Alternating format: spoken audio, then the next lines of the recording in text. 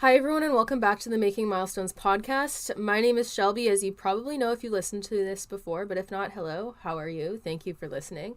Anyways, today's podcast is probably going to be a shorter one, but in all honesty, I don't know, because sometimes I end up going on such a tangent that I talk for way longer than I ever intended to. So I'll start off podcast being like, oh yeah, this one's going to be short. And then I talk for like a million hours. And it's a total lie what I said at the beginning, because I'm a new changed person by the end of it, because these are just stream of consciousness podcasts, like it's just however long I can blabber for, which is sometimes a long time, even if I start out not having the confidence that I'll see it through. But, you change and grow as time passes, and sometimes for me that's like becoming a new very talkative person within the span of 10-15 minutes and going off on an incredible tangent about a number of different topics that may or may not be related. It is a skill I have learned from ADHD, so thank you to neurodivergency for lending me the ability to not be able to stop talking at random, but also not wanting to start talking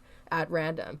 Anyways, jokes aside, I wanted to talk about a very important topic, and I'm going to talk about some horse industry stuff too, but like full disclosure, this first bit is like not really related to the horse industry at all. But anyways, the topic that I wanted to talk about is bodily autonomy, and I wanted to talk about this because of all of the recent controversy and news about Roe versus Wade potentially being overturned in the US. And a lot of people, when I talk about US specific topics, and I've posted about like advocacy stuff that is pertaining to instances that have like events that have happened in the US, I'll inevitably get comments that are like, why do you, a Canadian, care what's going on in the US? Or they'll be like, why are you involving yourself in another country's politics? It has nothing to do with you and it doesn't affect you. And I just wanted to point out the fact that the US of A is literally a world superpower that influences an awful lot worldwide. And Canada is just the little wee hat on top of that superpower. And if the US really wanted to, they could literally just march across our border and take over this entire country, because we do not have the army to fight them. And also we have the world's largest unprotected border. Anyways, that aside, like obviously that's not going to happen. I'm just talking for reference. The US has a lot of power and it influences a lot of decisions that happen in Canada. And there are politicians and large groups of people in Canada that are pro-birth and do not believe in the right to abortion.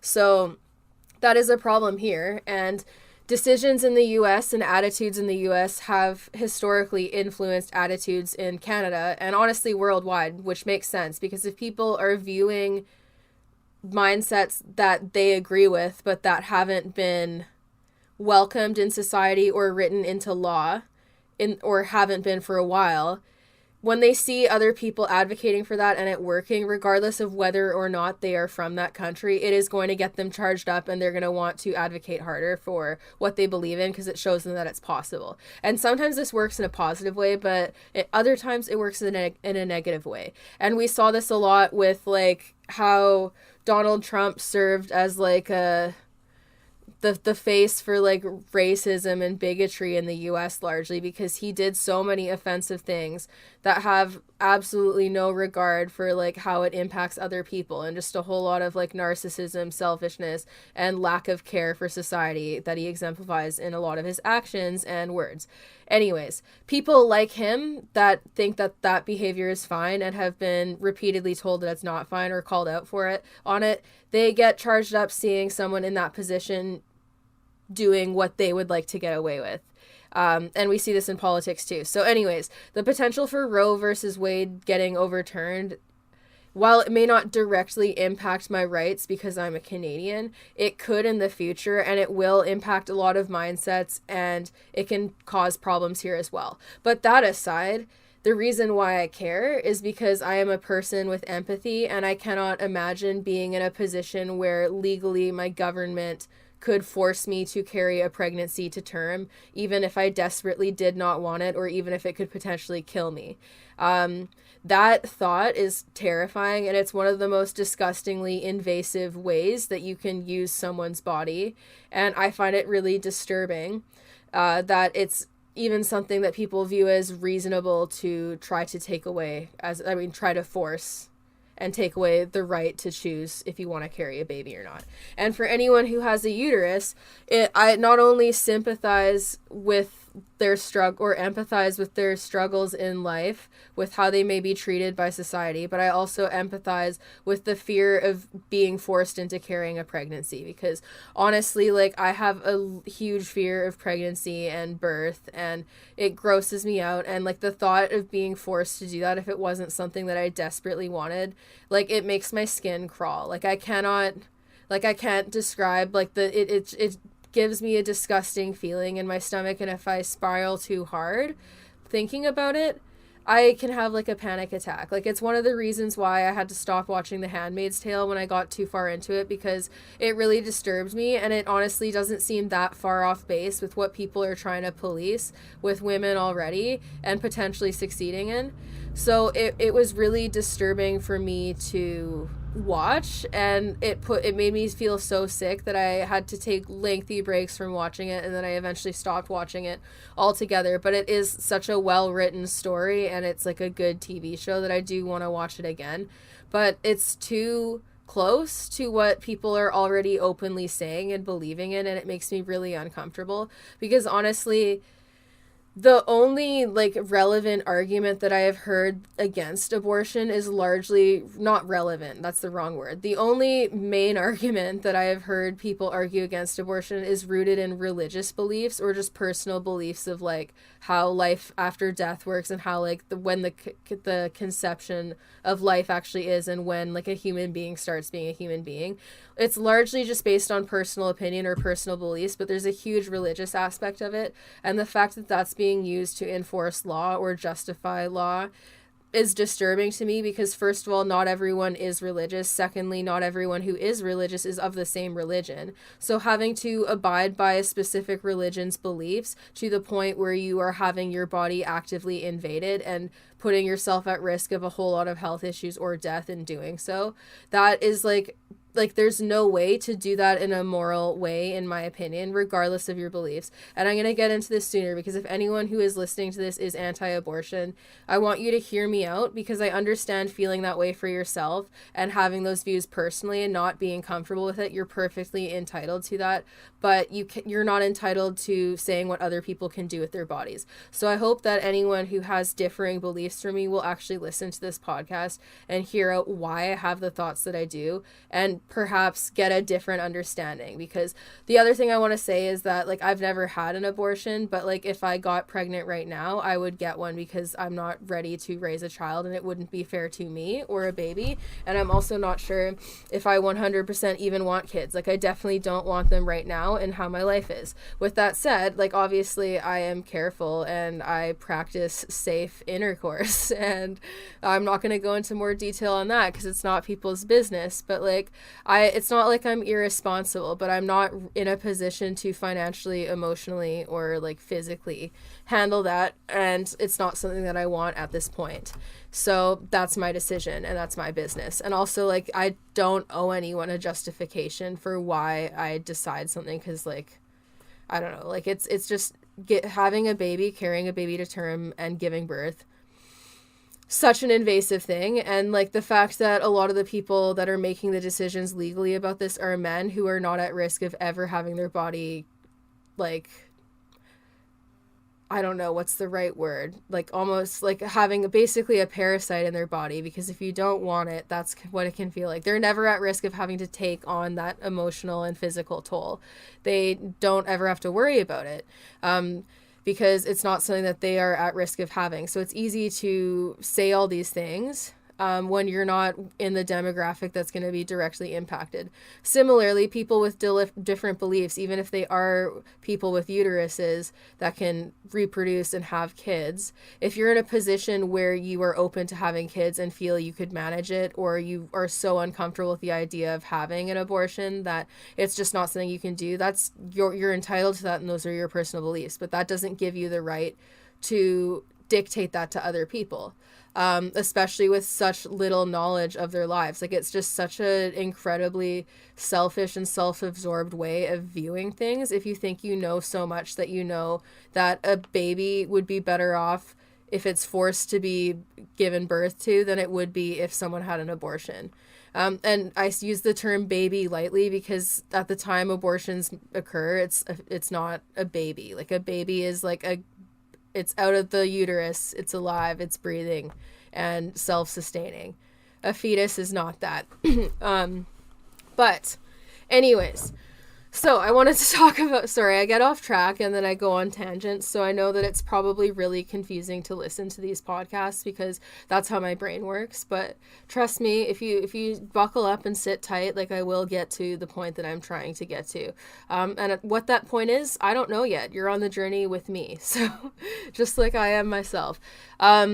But yeah, so I think it's wrong for laws to police people's bodies in that way because I've thought about this a lot and I have a lot of opinions on it. First of all, people with uteruses are not like just a cell that can divide and suddenly create another human being without the intervention of another human being helping them create it, you know? You cannot get pregnant without semen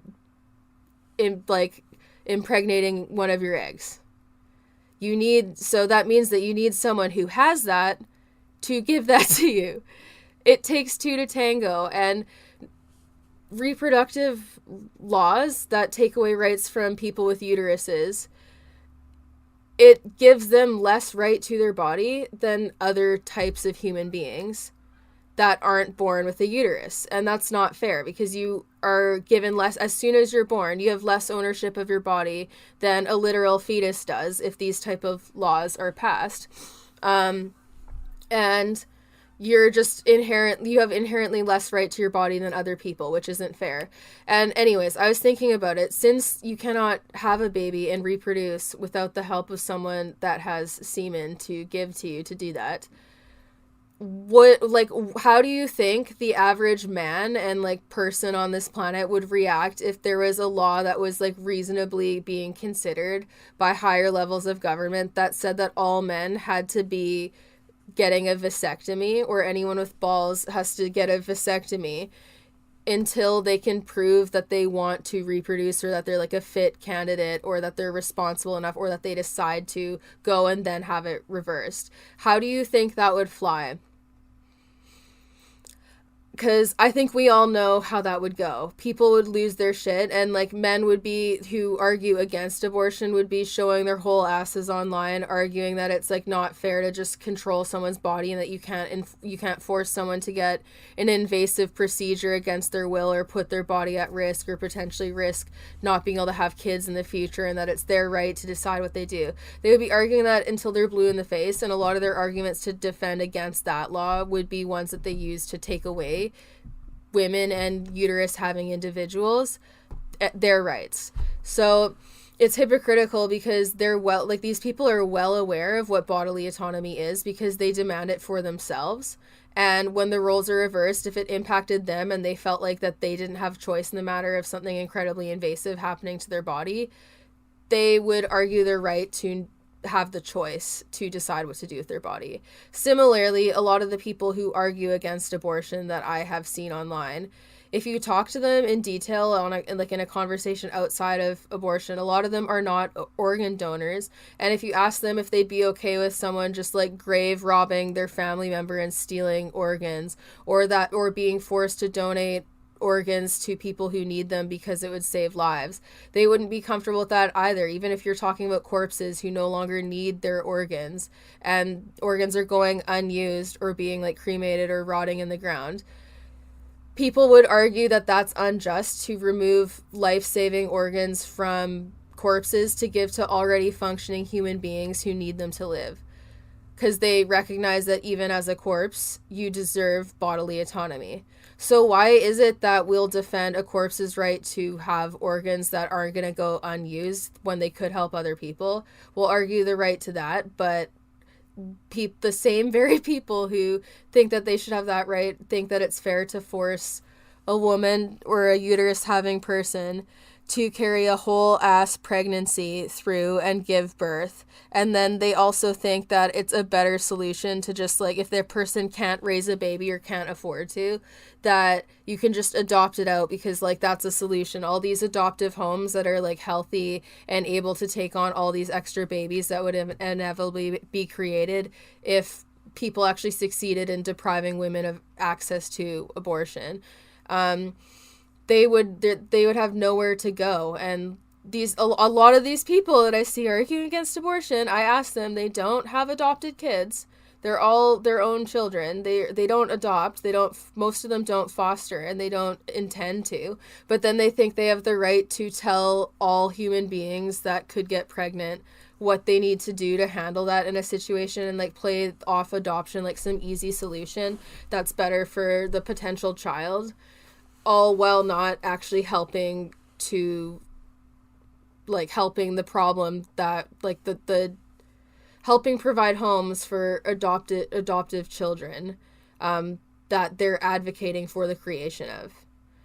So if you won't adopt, I think, like, not that in any case you don't deserve the right to tell someone else what they should do with their body when it like directly impacts their overall health and like mental, physical health, everything. You don't have the right to tell anyone that, but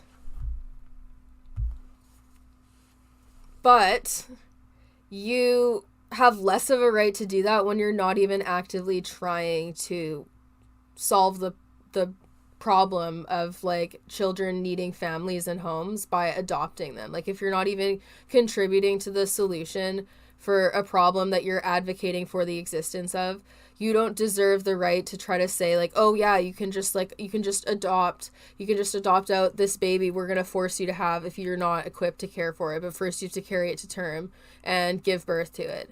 But then after that you can just adopt it out. Yeah, just adopt. Like, if you're not actively contributing to the solution, providing homes for adopted children and like promoting social programs to prevent like unwanted pregnancy and homelessness and provide people with access to like medical care, dental care, and just like the general ability to have basic human rights and exist as a human being safely in a healthy manner, if you're not actively contributing to that or promoting that in society, you're not actually about pro-life, because you're not caring about anyone's life or quality of it once they are born. You're just pro the existence of a potential baby. That's all you are. But then when the baby is born, that's when the caring stops. Because like there's so many people that I've argued with about this, because this is like a hill that I will literally die on. I'm never going to move on my stance on this, because at its core it's just someone's basic right to their body and being able to have the autonomy of that body and have more rights than a bundle of cells.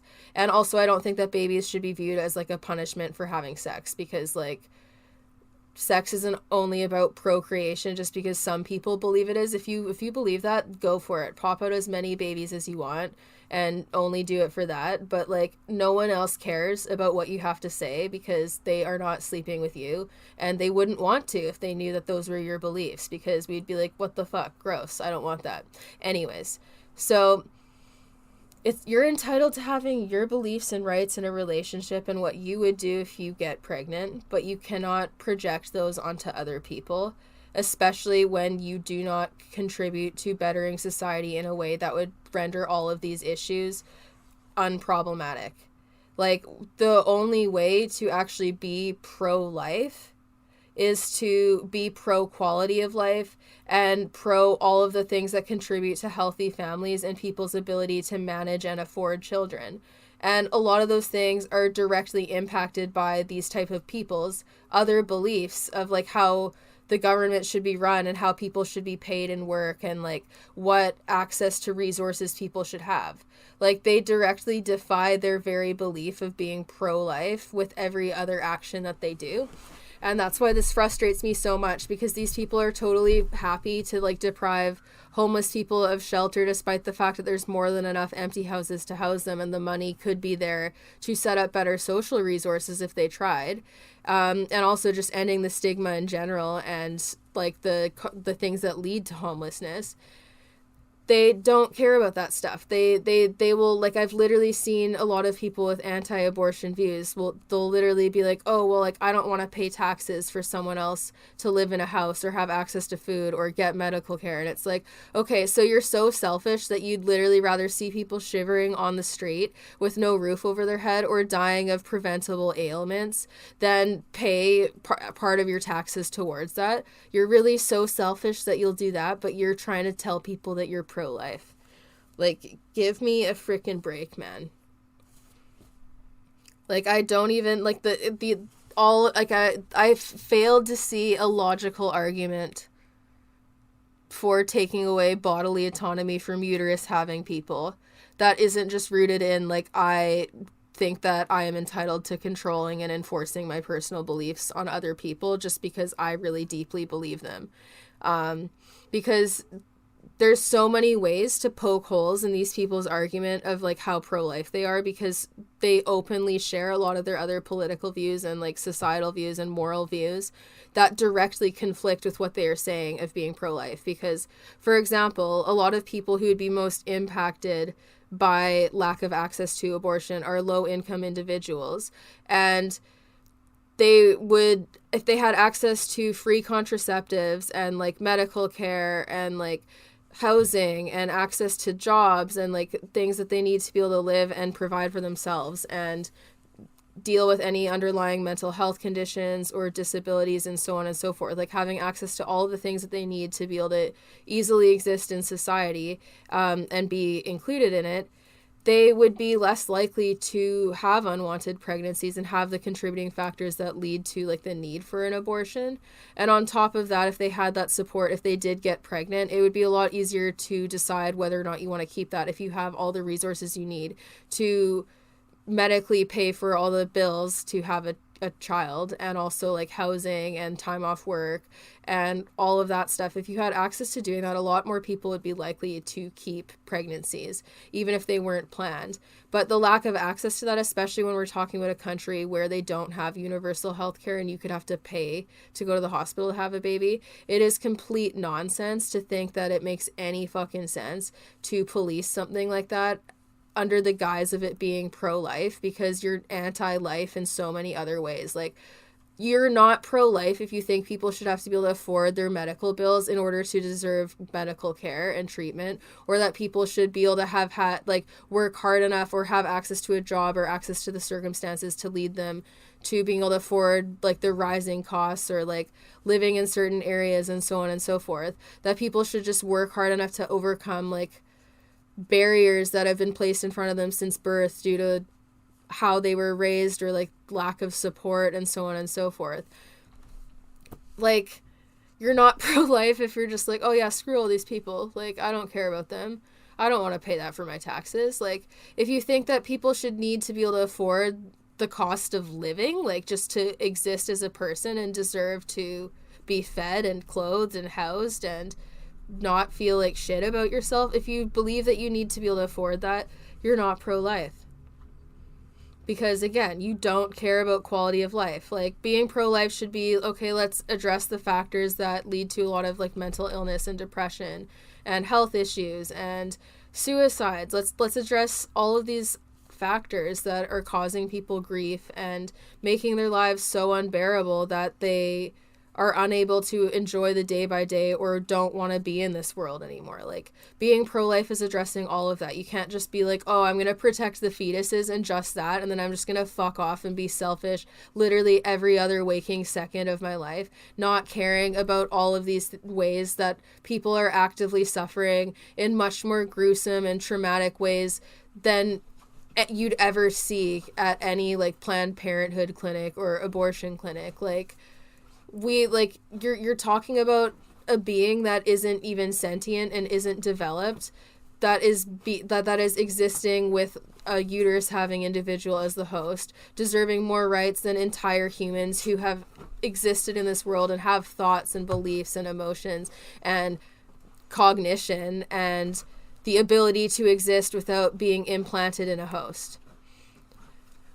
if you care more about the non-sentient bundle of cells that just has the potential to be a life than you do of already existing life, you are not pro-life. And you really need to evaluate your mindset, because it should just be called what it is if that's not something that's in the value system. It's pro-birth, unless you're for all of these other aspects that are for like improving life. And this isn't to say that everyone has to like exist perfectly, because we do live in like an immoral society, and it's like really hard to exist in an ethical way in a lot of avenues online. Like even just having a cell phone, technically your cell phone could have been made in an unethical way, you know, like it's hard to exist in this society. But the easiest way you can do that is by not removing bodily autonomy from an entire faction of people, while we're willing to argue the right to bodily autonomy in so many other ways. Like, do you want to know how many anti-abortion people I saw over the course of the pandemic complain about masks and their right to bodily autonomy and choice and their rights and freedoms and stuff until they're blue in the face? Like, they never shut up about it. It was constant and it was annoying, and it's like, holy shit, Helen, you're going into Save On for 15 minutes. Is it really that big of a deal to wear a cloth over your nose and mouth? They'd argue that until they're blue in the face, but then they're like, oh yeah, like, just because someone chose to have sex, they should have to carry this creature for 9 months and then like putting themselves at risk the entire time and then give birth to it. And also, that's best case scenario. Worst case scenario, you could be having a pregnancy that's not viable or that could kill you and be forced to have to carry it, or getting blamed if you miscarry even if you wanted the pregnancy and have people say that it was intentional, you know? Like, where do you draw the line? The other weird thing is like the amount of people I've seen support the death penalty when they say they're pro-life. Like, there's literally people I've seen arguing for death penalty for people who choose to get abortions if they're made illegal. For the people, like for the uterus having people who get an abortion, they'll argue the death penalty as punishment, all while saying that they're pro-life. Like, you know, if you're gonna be an asshole, at least be honest and upfront about it and what you're doing, you know? Like, you know that it's not about being pro-life. Like, deep down, these people have gotta know, especially if you're like, I believe in the death penalty, because it's like, that is the most hypocritical and ironic thing that you could possibly say while you're trying to say that you're a pro-life person. Like, just own it. It's about policing people and taking away rights and forcing people to give birth because you're a miserable person, and feeling like you can control other people gives you some semblance of control in your life or something. I don't know, man. Just be honest. It's not about being pro-life, because life is a lot more than 9 fucking months or like 8 weeks or 20 weeks or whenever the you know, life is more than an entire pregnancy. Life is more than the first few weeks before people usually would get an abortion. Life is like an entire experience. And if you're actually pro-life, you need to value the people who are living that experience currently and their well-being, and you need to value their right to live. And this includes like I've spoken about this in other podcasts, like with mental health and like addiction and stuff. A lot of people view like homeless people and addicts to be like a second-class citizen, like, or not even a citizen. They treat them like they're inhuman. They blame them for their situation and mock people who have these like traumas and mental health issues that cause them to fall through the cracks and lose the ability to work or have a home. They'll mock these people, blame them for their situation, and then try to say that they're pro-life. While a lot of these people came from like broken households and traumatic backgrounds that led them to the circumstances they're in. But then people outside of those circumstances will judge people once they're older and not cute, or not even cute, like literally once they stop being a fetus. They're just like, oh yeah, these people caused their situation. I don't feel sorry for them. And the amount of dehumanization I've seen towards like people who are poor and people who are homeless or people who are disabled or people who suffer from mental illness, like they get treated like they don't matter, and like people aren't even willing to minorly inconvenience themselves, if that, to make others' lives better and more equal and easier. And a lot of those same selfish people are the ones that are trying to take away uterus having people's right to bodily autonomy and access to abortion rights. It's illogical. It's nonsensical. There's like the argument is like the easiest one to poke holes in. It stems from just people's belief that they have the right to other people's bodies. And the fact that so many people will even argue this, even in the event of sexual assault and stuff, is so fucked up because they don't care about anyone's life. Like, they don't care about protecting people and their well-being if they're willing to impose the amount of trauma that a forced pregnancy would be. And additionally, like, something else that I read online is like, that was a good point. So this is my own. I can't remember where I read it though. But it was someone that was saying that, like, if you only support abortion rights in the event of a sexual assault, you're saying that in order to have rights to bodily autonomy, first the body has to be violated. And that's a really good take, because a lot of people will be like, oh, like, I'm only anti-abortion if it's like not for a good reason, because then you're trying to argue when, like, where do you draw the line? Like, you think you deserve insight on like what someone's deciding factor is for an incredibly personal decision. And in addition, you're just reinforcing that, like, a lot of people with uteruses have no right to their bodies, and the only time that they can get that right is if they were violated in the first place, which is so fucked up. So anyways, like,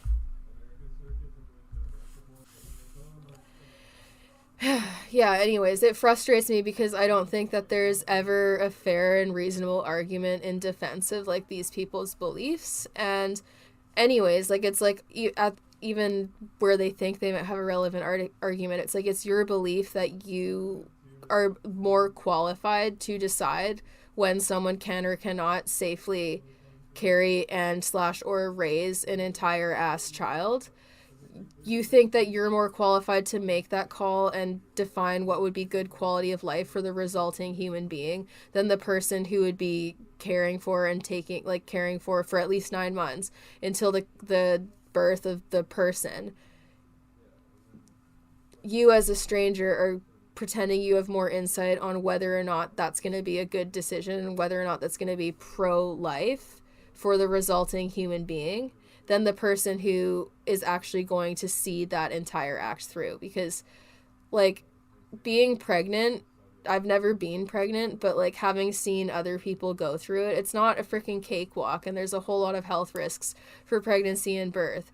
The only person who can decide if they're ready for that is the person who is intending to be pregnant.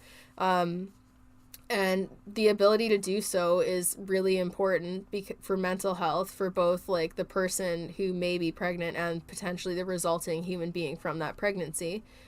Because, well, like, for your well-being, like, the amount of resentment that I would imagine if people were actually forced to carry pregnancies to term that they really didn't want, and they had to deal with the trauma of carrying that person inside of them and then giving birth and then potentially raising a kid if they couldn't adopt it out or didn't want to.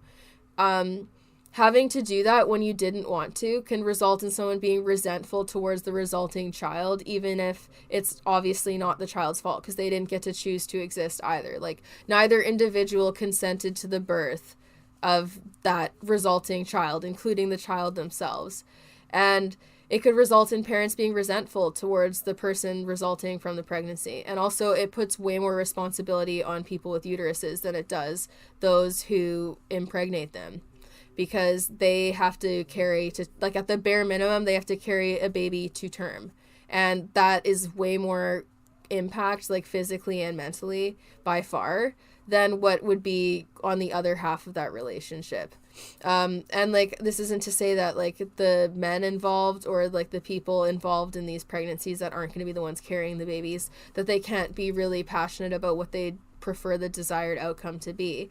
But here's my opinion on, like, why I don't think that, like, men and anyone who could potentially impregnate a uterus having person, why I don't think that they have the right to say whether or not someone should have access to abortion. Because in my opinion, it's really easy for them, if that is their belief system, it's very easy to just select the people you sleep with in accordance with that. So, like, if you don't want to be a participant in an abortion, then you need to make sure everyone that you sleep with is on the same page as you.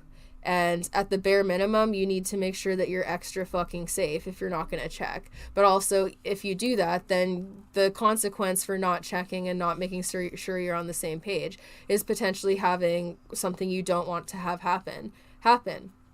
And like, that is your right and your autonomy as a person who's not ever going to have to worry about carrying a pregnancy. You have the right to choose who you sleep with selectively and make sure that they uphold the same views as you, and have that conversation and say, like, look, this is what I believe, and this is where my comfort zone is, and this is what I would want to do if I ever had an accidental pregnancy. And make sure that everyone's on the same page as you. But then also, you need to realize that there still is the risk of potentially having someone change their mind even if they told you something different initially, and that would still be their right as well. And in that case, my other argument would be, is if you really don't want the risk of potentially being involved in a pregnancy that is like a pregnancy and then an abortion, is get a vasectomy or just don't have sex. Like, people will tell women to just close their legs until they're blue in the fucking face, but then no one's saying the same to the people who get these women pregnant, or the people who are sleeping with tons of different women and just treating them like they're discardable, while slut shaming women for sleeping with lots of guys.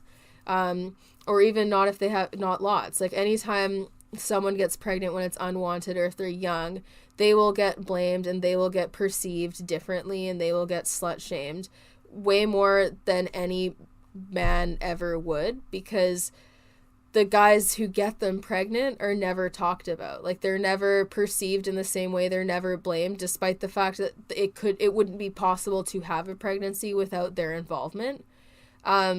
So not only is this like an argument against basic bodily autonomy when people are anti-abortion, it is also it's also like anti-woman and anti-uterus having person, because you're saying that they don't deserve the same rights and that they're less deserving of ownership of their bodies than other human beings on this planet.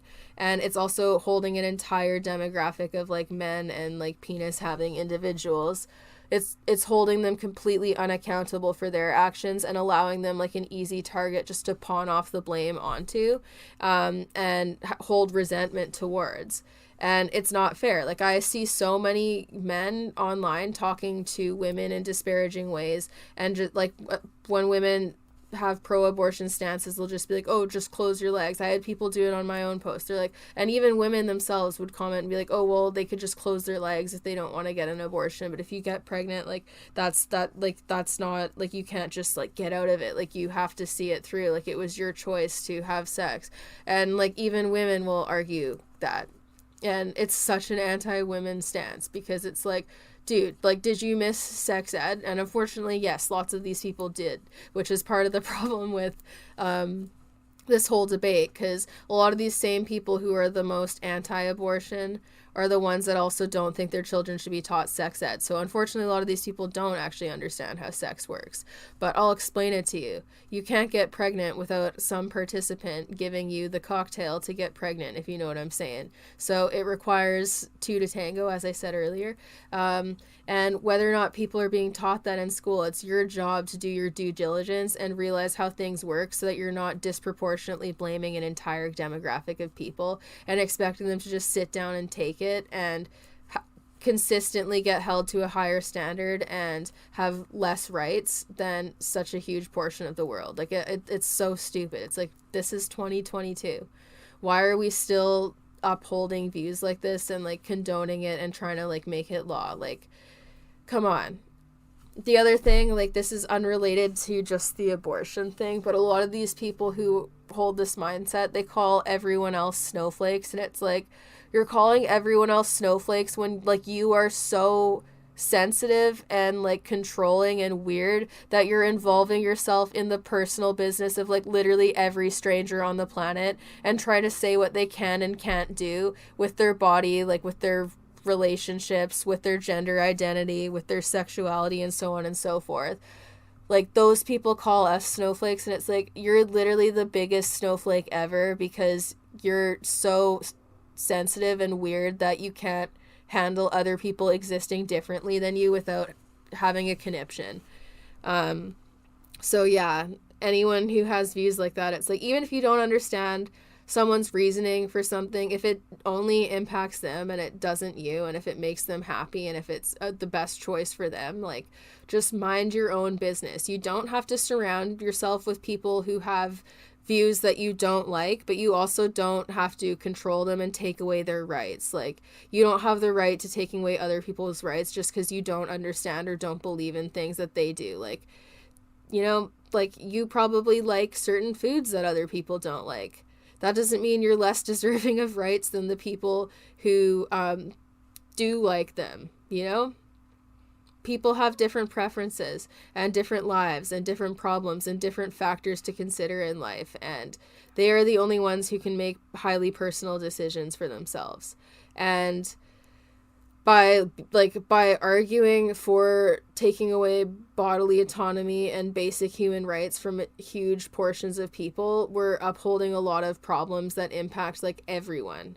Like, a lot of the most anti-feminist takes will impact men. Like, think about, like, the fact that we've made, like, being emotional or being a woman and being honest and feeling things and, like, being sensitive into something to be ashamed of. And even just the fact that, like, oh, like, you did that like a girl, or you're such a girl, or you're such a lady, and stuff, like, or a pussy, like, all of these insults that are just indirectly insulting women and portraying femininity as something terrible, it impacts men because it makes them less able to have emotions and have different types of preferences and dress certain ways and do things that aren't traditionally masculine in peace without people being weird about it or judging them or being nasty. Like, it contributes to a lot of things that do also impact men and, like, male presenting people.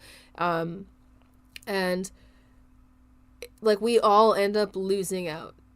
So, I don't know. Like, I wanted to talk about that because it's just, like, an issue that it's like, why are we doing this again? Like, come on, guys. Like, just make the decision that is best for yourself and then mind your own fucking business about basic stuff like this. That is just, like, bodily autonomy, because, like, it's so naive to think that you've seen and been through everything, that you can understand exactly what it takes to raise a child in any situation, especially if you're someone who believes that, like, that you need to carry a fetus to term if you ever get pregnant, because clearly you're comfortable with the idea of being pregnant and wanting kids then. So you're not really qualified to judge what other people do. It is just so, like, narcissistic to impose that on everyone else, and unnecessary, like, especially when this world is so broken and has so many problems as is in society. Like, we're not doing a good job of taking care of the human beings that are already here, so let's not add to it, especially while not providing, like, living wages and social programs to help all of the very, very many prominent societal problems and systemic issues that we have going on currently. Like, I, for one, if we can't even house, like, our homeless population and deal with the mental health crisis and the opiate crisis and stuff, it's like, why are we bringing more people, like, why are we arguing to bring more people into this fucking shit show that is failing so many people, you know? So, yeah, this is, if you have different views than this, like, than me on this, it is honestly not worth arguing with me about, because I will not change my mind. It is none of my business to try and control what other people do with their bodies. And personally, for me, I think, if anything, if we were going to remove the right to bodily autonomy, my opinion would be that people should have to opt out of being an organ donor rather than opting in, because then we'd have more organs available for people who need them when people unfortunately pass away. So that's my hot take. I think that would be a much more reasonable direction to go if we're going to remove bodily autonomy rights, but that's literally the only direction that I think would be somewhat plausible, because you're still not removing autonomy. You could opt out. And even then, that's such a hot take that I've had people be like, you what? You said what? Like, but that is much more reasonable. We're not going to force people to do things they don't want and argue that it's reasonable. And if your religion is the reason why, I mean this in the nicest way possible, shut the fuck up. Not everyone's religious. You may think that they should be and you may believe that, but, like, if you're not open-minded enough to respect other religions and the fact that some people aren't religious, you can't expect them to be so open-minded that they abide by your personal beliefs when you're being closed-minded and trying to enforce that on other people. And yeah, it's just not a relevant argument because there's supposed to be a separation of church and state as well. So I don't know. I'm not personally religious, and I don't want to have to follow rules based off of beliefs that I don't have. Like, I think we need to look at laws in a much more objective manner so it's like fair to everyone and not as like nuanced and like belief based. Like, it should be fact based and like tangible evidence based, and just like based on what is actually best for bettering society and like how people are cared for and how they treat each other and how they are treated and how the government takes care of us and how people are paid and so on and so forth. Yeah, so this has been a tangent and a half. If you can't tell, I haven't really taken, like, my ADHD medication wore off, so like I can't even remember the direction that I was heading in with most of this. But that's kind of where I stand on this whole Roe versus Wade overturnal thing. If you can't tell by like what I've been posting on my social media and like the memes I've been sharing, that's where I stand. And like, I respect people's right to what they are comfortable with for themselves. You're entitled to that, but you have to remember that like the line should be drawn, that it's not your place to impose those personal beliefs and that personal choice onto other people, because it would be just as invasive if people tried to force you to get an abortion when you did not want to. Like, can you imagine that invasion of your autonomy and your human rights being enforced on you when it's something that you've decided you want to do? So try to feel that discomfort that would make you feel, and that terror and that sadness, and consider that that's how you're making other people feel with like the laws that you advocate for. And the beliefs that you put out into society, because like, I respect people's right to not be comfortable with this topic and to not have it be something that they'd want for themselves, but like, we draw the line where it's like you're trying to force other people to hold these same views when they shouldn't have to. Like, everyone is different, and when you don't spend a lot of time considering other people's struggles, which if you are pro-birth, you definitely don't spend a lot of time considering other people's struggles. Otherwise, you couldn't advocate for banning abortion. But when you don't do that, it's really easy to oversimplify things and just view things through your very, very narrow-minded lens and be like, oh, well, like, if you just work hard enough, you can make this happen, and like, people complain too much, like, blah, blah, blah. And it's like, no, some people are dealing with way more shit than you could possibly imagine, and you should not judge them from a place of privilege. So that's why we need to leave people to make super personal decisions for themselves. And we need to set up our society in a way where people are empowered and helped to get the support that they need, and to be healthy, both physically and mentally, and to be able to exist happily in society and without as much stress. And then I think a lot of these problems are going to solve themselves, and people won't need to worry as much because people will actually be happy and able to take care of themselves, and we won't have so many people suffering. Because right now, like, the most pro-life things you could be doing are trying to advocate for the people that are already here, existing in this moment, that have been born and are able to exist on this planet without the host of a uterus having person's body. The most pro-life thing you can do is help them, because they are all actively suffering already, and they don't have enough support, and people are suffering on an immense basis, on a daily basis, everywhere. So if you're pro-life, please start with that, man. Or yeah, dude, y'all, person, however you identify. Just do that. And yeah, so that's my tangent for the day. I said I was going to talk about some horse stuff, but I'm not really going to, because yeah, the only horse thing I'll say is that a lot of people that advocate for horse autonomy and kindness to horses and giving horses the ability to choice, there are still some anti-choice for uterus having people in that demographic. And it's like, you give your horse more rights than you're arguing for like actual living, breathing human beings. So consider that, because autonomy matters for everyone, you know? Like, it is a pretty important thing for good welfare, and we know this. And we also know that, like, denying the right to abortion doesn't really lower the rate of abortions that occur. It just lowers the safety of it for those getting them. So it's not even solving the problem that's the issue. I think it would be way more useful to address the like knowledge gap in a lot of areas for people in sex ed. Like, children grow up not actually knowing how things work, and then they inevitably can't really prevent these things from happening. So start there, man, or woman, or they or them, or person. Sorry, like, I say man a lot, and it's not to be like exclusive. It's just because it's a habit, and yeah, I view it as gender neutral when I use it in that sense, but I understand why people don't like it. Anyways, yeah. It is so easy to mind your own business and not try to be involved in things that do not impact anyone but the people involved.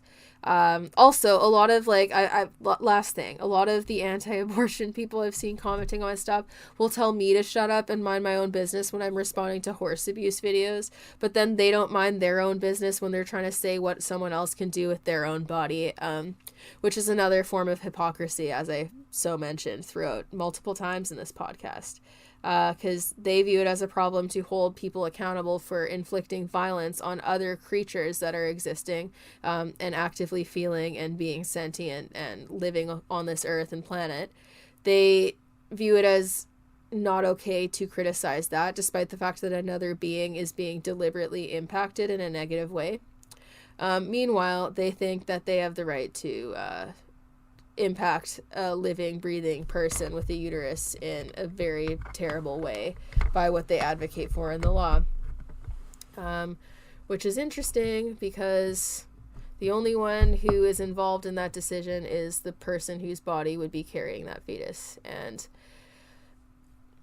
your belief of when life starts doesn't change the realities behind it. And yeah, like, there's so many other more pressing issues in this world that are impacting people who can feel it to a much deeper degree than the fetuses that are trying to be protected by these rules. So let's get started on those, and then we can touch base once all of that is dealt with and we've stopped suffering for living, breathing people on this planet.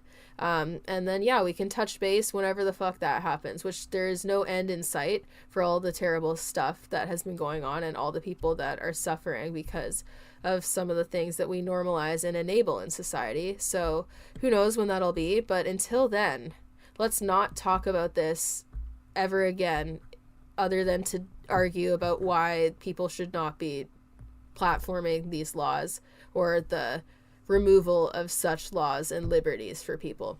Anywho, I'm going to go do horse things outside in the sun because it's still nice out. And yeah, I'm just going to go do my thing and not do this anymore because it fires me up, man. The last thing I'm gonna say before I say goodbye is just that, yeah, if anyone didn't see my post on Instagram, I got some pretty disappointing news about Milo and his soundness. He was coming back into work after rehabbing his feet. He was having a lot of hoof issues, but he was doing really well, and he does have a locking stifle, which I'm sure people have heard me mention like a bunch of times. It was an issue when he was younger. It hasn't actually locked, but it does get hitchy when he's out of work, and he needs time to strengthen it in order to have it like return to regular fitness. And this time around he just wasn't coming back normally, and then he got really sore after time off and was like really, really sore.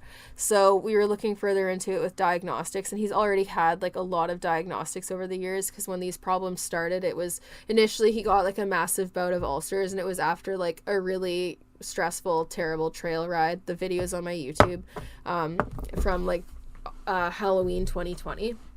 And anyways, after that, like, he stopped wanting to go forward under saddle, and he was really uncomfy with having his like being brushed, and just like really didn't want to go forward. And I knew he had ulcers because this trail ride stressed him out so much, so I got him scoped for ulcers, and we started treating him on that. And then we did like a lameness exam after, and his stifle was like off, but he wasn't as off as he is now.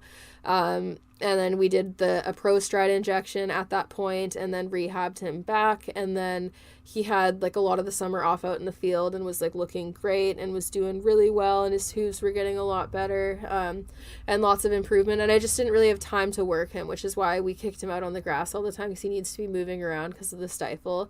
And then like this winter, like I had him going a bit over the summer / fall, and then we got the really wet winter, so he was off again and not really doing anything. And then now we're into this year, and he was starting to come back into work, and I was doing just like mostly groundwork and lunging because he's overweight and I need him to lose weight. And like his stifle wasn't looking 100%, but like we'd had the vet involved, and like he'd had a lameness exam, and we'd like blocked him and everything, and he's had like a ton of different diagnostics. So they said to just like continue doing the stifle rehab for like what we would typically do with his locking stifle, and then like we would reassess if it didn't get any better or if it got worse. So that's kind of where we were at this past week, where he did like a reassessment. And like honestly at this point, like before this reassessment, like he's had like all of his feet x-rayed, he got like scoped for the ulcers, he's had his entire back x-rayed, he's had both hocks x-rayed, he's been like nerve blocked to like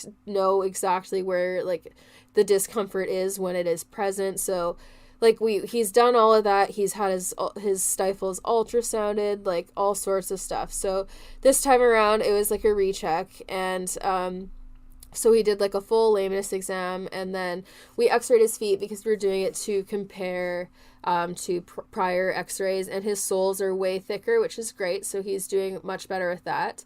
And there were some changes to like the angles on his hooves that we still need to make, and all that stuff, but like it's not anything like super severe, and we're on the right track for that. And like his hoof x-rays show no signs of like any issues in the hooves, other than the fact that like his feet are still a bit flat, especially like the hinds, and which we already knew because you can tell by looking at them, and it's something that we're working on. So anyways, like part of that is also genetic because it's just how his feet have always been. So like we're working kind of against his body wanting to be a certain way, plus like bad farrier in the past. So like the hoof x-rays didn't show anything. And then like the stifle we x-rayed, and like the stifle we've x-rayed like a bunch of times, and it's like clean. And the ultrasounds too in the past have been clean. So this time we like x-rayed it, nothing, and then we ultrasounded it, and then we ultrasounded his left stifle to compare the right one to the left one. And the right one had like significantly more fluid around the meniscus, but like there was no signs of tear or anything. And the problem with the stifle is that you can't image the entire stifle like externally, so the other options for diagnosis would either be like an arthroscopy or like maybe an MRI. Like we're right now like trying to find out which is the most cost effective and the best choice from the standpoint of like diagnosing what the problem is and being able to treat it. So I'm waiting to hear back from a surgeon on that opinion.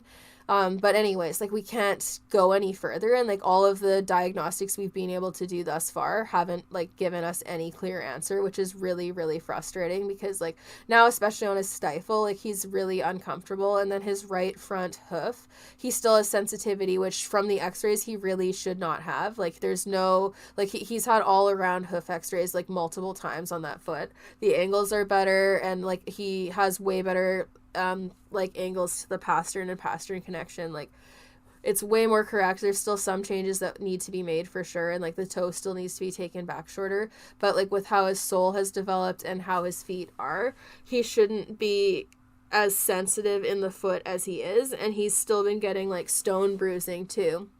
And then also like I did have him in hoof boots, but then his hoof boots rubbed him. So now like we're gonna try hoof armor, and then he might have to get like glue on shoes or Duplos again temporarily, because we're gonna have to wedge that stifle leg probably to help bring like the hoof up and change the angle of and help him out with that too, because the hooves definitely don't help with like the injury, whatever it is, the soreness itself. The angle of his hoof in the hind could be better, so we're gonna see what we can do with farrier to kind of help that out. But anyways, it's been really frustrating because like we have done so many diagnostics and he's had like so many lameness exams over the years, because it doesn't really take much for me to start kind of worrying about him when he starts behaving out of the ordinary. And like this time around, like with the rehab and stuff too, there was things that I noticed that like even when he was looking like decent, he would kind of stand with like his right hind leg turned in a little bit, and it was weird because he didn't used to stand like that, and he also wasn't wanting to like turn on tight turns as easily on that leg, and very occasionally he would trip on it, but then like he wasn't initially even like coming up lame when in the jogs and stuff or on the lunge line when we were first rehabbing him back with that. Like there, like he was fine and like cleared to go back to work initially, like prior to this year. And yeah, nothing there. And then now so he has like some like effusion on the stifle that you can like see now, which you couldn't see before. So I don't know if he like slipped and fell or did something to irritate it more or what's going on now, but like there's a difference. And like we've been looking into like his issues over the course of a while now to try to really determine like what is causing him like on and off soreness, because there's clearly something there. And he's been telling us that despite the lack of clinical findings. So now it's really annoying because like the forms of diagnostics that I do have are very, very expensive. Like MRIing the foot is like $3,200 just for the foot. And then I don't know how much the arthroscopy, I know how much the arthroscopy of the stifle is. My vet said probably around $3,500, that we have to wait for the actual quote. And then it might cost more than that because there might be like additional surgery that they need to do while they're in there, depending on what the issue is. And then I don't know what MRI for the stifle would be. And I don't know if that's the better option in terms of like what the actual course of action would be to address what's going on in there. So I'm waiting to hear back on that. But MRI is also very expensive, as I'm sure you can guess by the cost of it for the foot. So it's frustrating because we've done so much to try to ensure that he's comfortable and help with his long-term comfort and like really address like his overall health. But we're coming up like empty-handed with a lot of things, because the other thing was like his weight. Like he's not eating much food at all. Like he does get free choice hay, but they all have slow feeders, and like since he had ulcers, I do want him to have free access to forage so that we don't have a recurring issue with the ulcers. So I don't really want to fast him for extended periods of time, or at least I didn't, especially since we were hoping to bring him back into more exercise, which would help him lose weight.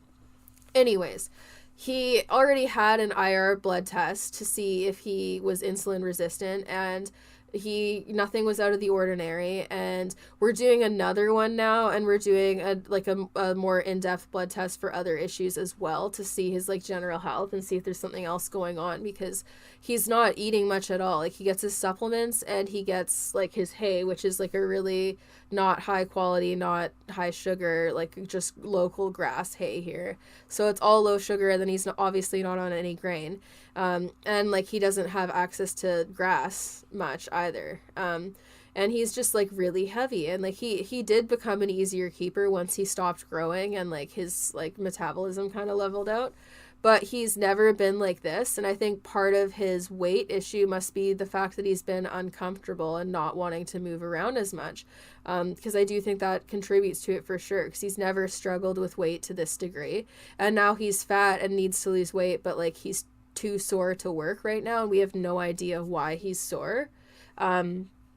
So I'm still waiting back for like the results of the blood test now, but yeah, it's frustrating because like his blood tests, his x-rays, his ultrasounds, like all of that stuff has come back normal consistently, and like the only thing we have found is the extra fluid around the meniscus. That's like the only lead that we have.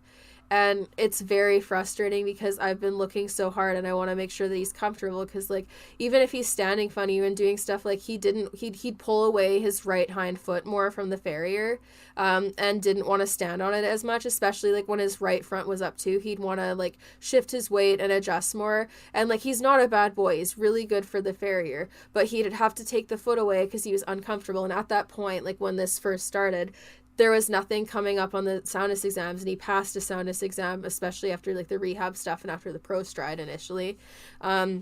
but he was still having these issues, and I was like, okay, like, why? Like, there's clearly a reason, because like he's not just doing it to be bad, obviously, and it's not that he's scared. Like, he looks like uncomfortable, like he looks like he needs to like readjust his weight and sort himself out.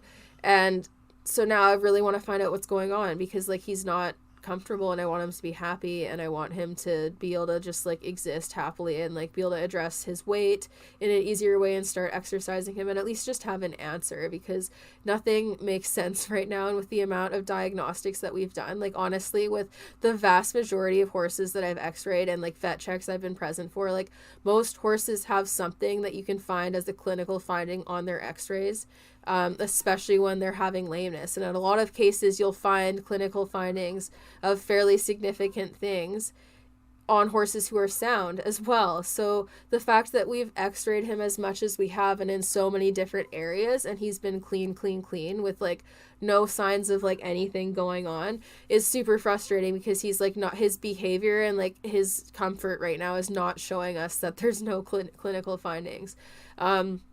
And now, like, it's like we've probably sunk like thousands and thousands of dollars into treating like the ulcers and then these subsequent issues that have kind of been going on and off over the last couple of years. We've like funneled thousands and thousands of dollars into the care for that.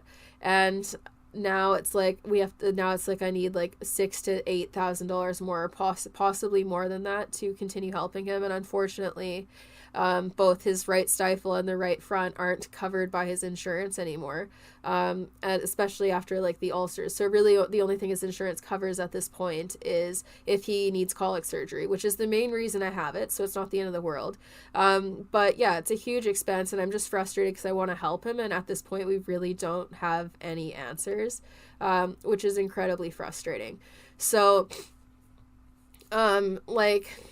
yeah, like I guess the point in talking about this is just to kind of give people a more in-depth update than I could have done on either of my posts. And also just say, like, for anyone who, if you've been considering subscribing to my Patreon ever, I would so appreciate if you'd consider it now, or if you've considered buying from my store ever, like the shop milestoneequestrian.com, or my product line on amorequestrian.ca.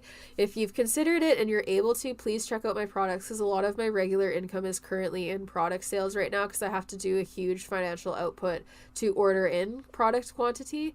So I really need to move products so that I can get this done, because I want to get him in as soon as possible so we can get to the bottom of what's going on, because I feel like I owe it to him, and like there's clearly something there despite the fact that we're not seeing it. And I don't want to just start injecting him willy-nilly with corticosteroids, and I don't want to just keep doing Prostride if it's only going to help temporarily and if we don't know what the actual underlying issue is. So I need to get to the bottom of this, so like I'm going to find a way to make it happen regardless. But yeah, if anyone wants to consider shopping any of my product lines, or checking out and subscribing to my Patreon, or if you check out my amoreequestrian.ca, AMORE equestrian.ca /pages/milestone, or you can just go to amoreequestrian.ca and just click on the milestone tab, and I have a bunch of products in there. And yeah, the more products I move, the more freedom it gives me to kind of continue pursuing this as fast as possible. With that said, like he's not like, it's not like he's incredibly like distressed. It's not like he has like a broken leg and he can't exist comfortably. It's not emergent. We just want to get it seen and get on like the right track of what this is as quickly as we can. And also because I have really bad anxiety and I'm just paranoid about it being something really terrible that he won't be able to recover from. So for my own mental and emotional health, I want to get it dealt with as soon as possible, because otherwise I'm just going to continue stressing about it. Like I was crying all day on the day that we didn't find anything, because like I wanted to find something, because there's clearly something there. Like I wanted an answer. And that sounds weird because I know a lot of people don't want to find things on their horses' x-rays or ultrasounds, but I wanted an answer. And when I didn't get one, it was devastating. And just the thought of doing like an MRI and being terrified of something terrible coming up that he can't recover from, or same with the surgery, because like an arthroscopy he has to get put under for, and I'm really worried about him waking up because there's some complications with George when he did. And yeah, it's just a really scary thought, and he's a more nervous horse, so it's something that is going to be really hard to deal with. So I want to have like a plan and like prepare myself for it and get it done so that we can figure out what's going on and hopefully get him helped ASAP, because yeah, there's something that is amiss. And we can't find it in regular imaging, of course. So I have to spend lots and lots of money to help my special boy. So if anyone is interested in helping, I highly recommend checking out my product sales. Or I also do have a PayPal link that I'll link in the description of this podcast. It's just paypal.me/milestoneequestrian. And if anyone wants to donate a little something, no pressure at all. Like, check out my products if you want to have like a nice order of like a cool product, or if you can't help, like just your well wishes to Milo and prayers that this is going to be something that is we can address and something that we can help him out with, and that we actually get an answer, because it's really frustrating to not have one. So no worries to anyone if you can't help. Like, I'm not like we're gonna make it happen. Like, I'm gonna help him regardless. Like, it's my job. Like, I have to. He's my guy. He's the reason why my business is what it is and why I've learned what I have. So I owe it to him immensely. So it's gonna happen, but it is expensive, especially following Harlow's colic scare, because that was like $3,000 worth of medical bills, which was a lot. I'm waiting to see if her insurance will cover that. Hopefully it will, but her insurance doesn't cover the whole thing, so I'll still have to pay for it. And Milo's bills for like the MRI and the arthroscopy that I mentioned do not count any of his diagnostics that he just had, which is easily probably $1,500 to $2,000. Oh my god, in diagnostics that we just did. So things are stacking up, and it's really crappy. And this is not me asking for handouts because I can't care for my horse, because like he's getting cared for regardless. But yeah, if anyone wants to help, those are the avenues that you can do that at. And even just sharing my stuff and like sharing like some of the YouTube videos, or sharing like the pages for like my stores and stuff, that's super helpful. Or like, yeah, any of that stuff. Like, it just helps me move product and helps me generate more revenue so that we can help him without me hurting myself as much and having it be like as much of a physical burden and like mental and financial burden. Yeah, so that's how you can do it. And then if anyone is interested in the PayPal, I will link it. And honestly, like, anything helps. And I do want to give back to the community as soon as I'm able to. Like, I have plans to like increase my sponsor program for my store and start doing like more stuff like that, and like charity work and sponsorships for like shows and whatnot. But right now I can't afford to, with like what this is going to cost. So I hope people can understand that like I do intend to give back and give back to the community and help people more. But right now I need to help myself and my sweet boy first. So yeah, that's kind of what's going on. That's the update. Yeah, if anyone's interested, I'll leave the links in the description of this podcast, or you can also find the links in the link in my bio on Instagram or TikTok. There's links to all of that stuff there, including like the store, PayPal, everything, and YouTube channel as well. So yeah, if you check that out, that would be a huge help. Or if you share any of the pages, a huge help, and I really appreciate it. And also just keep Milo in your thoughts, and I'll update people as soon as I can, because like I am literally like biting my nails and grinding my teeth and just like I need answers, because this is like insane. I've never had a horse ever that I've like x-rayed this many parts of that has x-rayed as clean as Milo has ever. So the fact that we haven't found anything is incredibly frustrating. So I'm really hoping that we can address what's going on and like deal with it once and for all, and help him out. And this isn't about having him be like my riding horse. It's just about having him be able to like enjoy his life and live life to the fullest, and us being able to make him less fat for his own physical well-being and mental well-being. Because like I know a lot of people would look at him and be like, oh, is he like laminitic or is he foundering? And it's like, we thought the same thing, man, and we've looked and there's no evidence of such. But I'm worried that it could be a very real issue despite the lack of evidence leading to believe that. So I'm wanting to preemptively get him less fat ASAP, because also just for his overall soundness on the stifle and whatnot, it's probably better to be less heavy. But yeah, I literally don't know what to do to help facilitate that in a way that is kind and fair to him at this point. So if anyone has any good stretches or exercises and stuff that you think would be good for that would be useful, that don't involve him having to exert himself in a way that causes him discomfort, I'm all ears. Like right now I have the clear to hand walk him in soft footing. just to help get him moving, because he does need to lose weight. And I have been like fasting him and just feeding him hay mixed with straw by himself for several hours a day, which I feel like a super dick doing, because he hates it and he's sad and he doesn't like being away from his buddies. But I have to, and we're just not fasting him for long enough that it'll cause an issue with his ulcers, because he's just eating, like, the goal is just to have him consume less over a period of time, and then I still put him back out with his buddies for at least half of the day, because like I can't just completely separate him. I feel like such a jerk, especially since he's already sad. So yeah, and they're not eating like high fat hay or anything like that, don't worry. Like they're eating like Jenny Craig hay. And yeah, so if anyone has any ideas for like exercises and stuff we can do to help my dude out and that might help burn fat quicker, hit me up, send them my way. And yeah, if anyone is interested in helping, please check out the links in my description of this podcast or on my Instagram, or TikTok, bio links.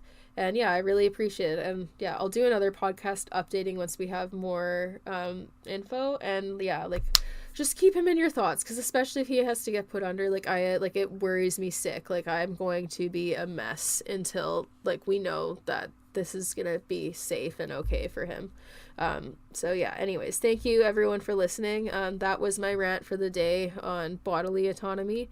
And also just, yeah, a sad little update, because I was hoping like for his 10th year we could do cool things and that he'd be happy and comfortable, but like it's not going that way. And like, so now his 10th year is just going to be about funneling as much money as I can into making him feel his best, and dealing with whatever this issue is, because it's something that seems to have been bothering him on and off for quite some time now. So it's time to address it. So anyways, yeah, I'll keep everyone posted, and yeah, share my stuff, share this podcast, share your thoughts, and I really appreciate everyone who listens to and supports my stuff, because like support just by watching and listening and sharing my links is so amazing, and I'm really thankful for everyone who does that for me. So have a great day, everyone, and yeah, I hope everyone has a nice weekend and that you're all doing well, and hopefully you're having better luck with your horse's health than I have been. And if you're not, I am very sorry, and I definitely resonate with you.